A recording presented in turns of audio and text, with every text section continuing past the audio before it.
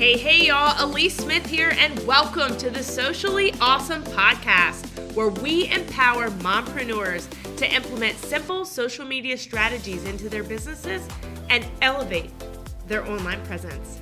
I'm a mompreneur of three, an affiliate marketer, a network marketer, an influencer, a social media marketing agency owner, and your personal guru. I am here to give you tips, tricks, and tools that you need to build your social media business. Let's dive in.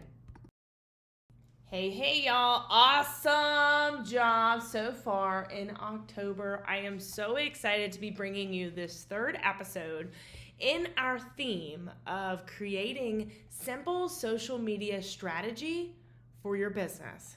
Now, episode 6, we talked about creating a strategy, and we really went into depth on what platforms you're using, why you're using those platforms, who's your audience, what type of content goes on each platform. We really dug into that. So if you missed that episode, I highly recommend you go back and give it a listen. Now, episode 7, we talked about consistency, and not just posting consistency, but brand messaging consistency.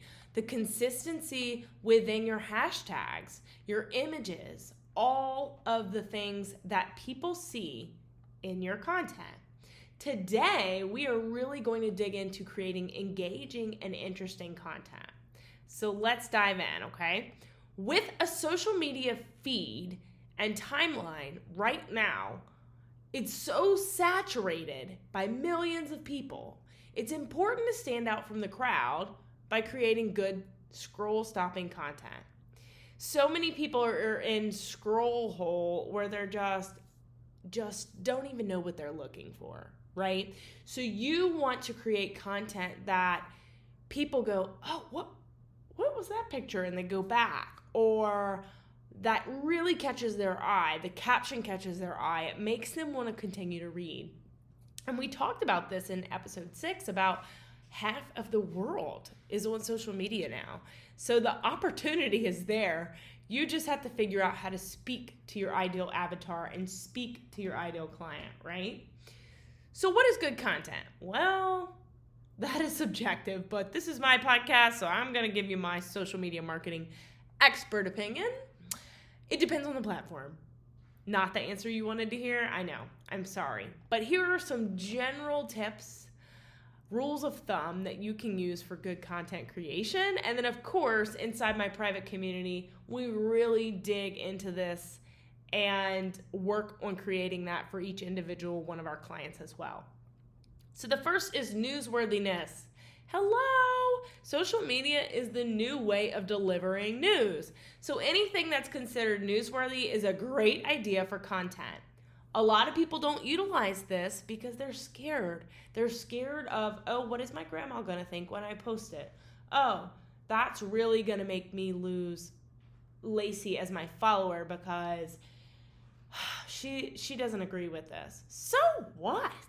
It's your social media. So you've got to get out of that fear, quit worrying. If it is newsworthy and it's one of those times where you're like, no one would believe this if I told them, that's the perfect content. Pillars of newsworthiness are things like timeliness, so things that are happening soon, it's relevant, it's real time, it's proximity, it's conflict, and it's controversial. It's things that are interesting, let's just be honest. So newsworthiness is a top tip for creating good content. The second tip for creating good scroll-stopping content is your media. Now, when I say media, I'm talking about your images, your videos, what people visually see. So static images need to be clear, no blurry photos. If it's blurry, go back and take it again, okay? And I know that seems like, well, I tried 10 times to get the picture, but look, if it's blurry and people have to guess what they're looking at, they're not going to stop. They're going to keep scrolling. Or if you're using quote graphics, like I know a lot of people do Motivational Monday, and they'll share one of their favorite quotes on a Canva graphic. Two things. One, make sure your name is on that Canva graphic. Not saying you take claim for anyone else's quote. Definitely give credit to the author, but put your hashtag or your username or whatever you're using to symbolize your brand in the corner on the bottom. So if it gets shared a bajillion times, the credit for the graphic comes back to you. But 2, don't put so many words on the graphic that it looks cluttered. That is what the caption is for, okay? Next, using GIFs or GIFs, I don't really know. Anyone know the correct way to pronounce it? Because I've heard it both ways. I've looked it up. I've also heard it both ways looking it up. Send me a PM. Let me know how to properly pronounce that. That would be great. But GIFs, GIFs, whatever you want to call it, and videos are excellent. If you are not doing short form video, you are missing the mark.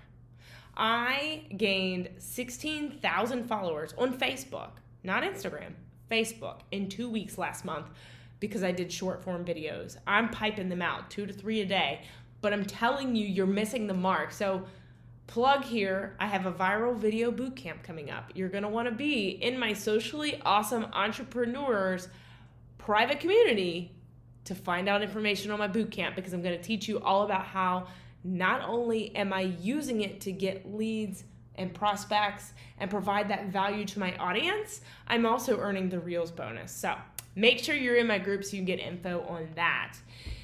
The last thing in media is highlight other people. Highlight your staff. If you have a brick and mortar business with team members, I use Team Member Tuesdays for a lot of my clients, and it's some of the best content out there. If you're a solopreneur and you have a VA, highlight them. If you're a network marketer and you have a team, highlight them. Highlight other people. It's a great way for your audience to get to know the faces behind your brand. The next tip is storytelling. Use storytelling as a way to engage the audience and develop a brand voice. It's a creative way to convey your message without being salesy. So I'll give you an example.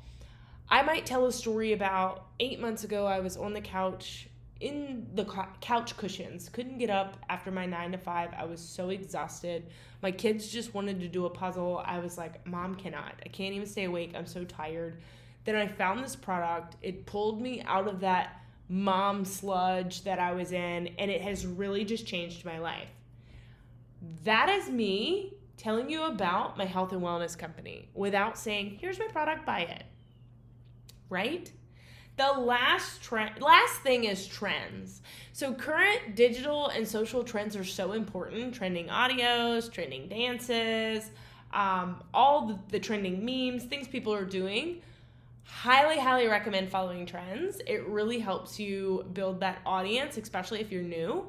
But don't do it if it's off-brand, okay? So my TikTok is my least branded platform. I just have fun on it, and I love it. Sometimes it's appropriate, sometimes it's not. But I do bring my brand to it. You will often see things on there from me that are trends that are like, why did she do that? And I do a lot of A/B testing, so I don't want to say don't follow me for tips, but like if you see me do something that you're like, why did she do that? A lot of times I'm doing a test so that I can try it with my clients. But I will tell you, there's a lot of times I'll hear audios or see visuals, see dances, and I'm like, that's awesome.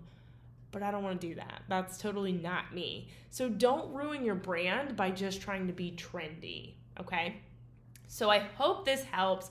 Quick recap before we end the episode. Newsworthiness, media, storytelling, and trends are so important for creating engaging and interesting content. I'll see y'all next episode.